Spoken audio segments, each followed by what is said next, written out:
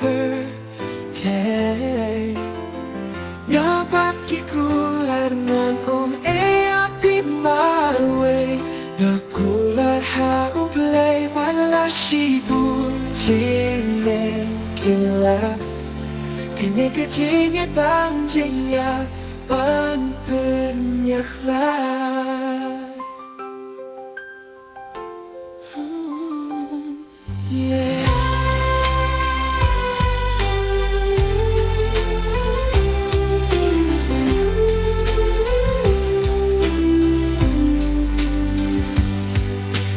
Hadu bakut kisni Pagpinandunikan Dan ringanina Rupya ihalasyain Dajingit labam labanon.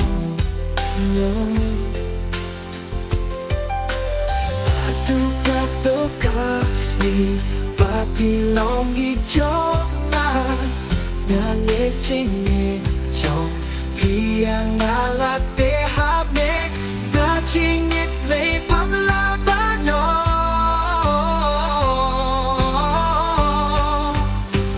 Kat pangalim mesin Kat pangatap din hagap birthday. Kapag kikulan ng Kula haublay wat nasibong jingit kila.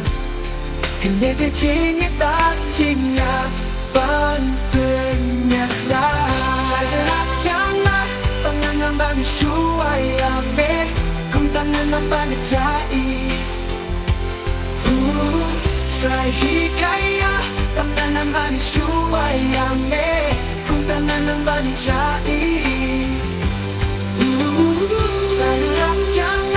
Panganangan suwayame kung tanganang panitsai. Sahigaya panganangan suwayame kung tanganang panitsai. Kapangay mansin Kapangata imhaka birthday. Nga ba't kikular ng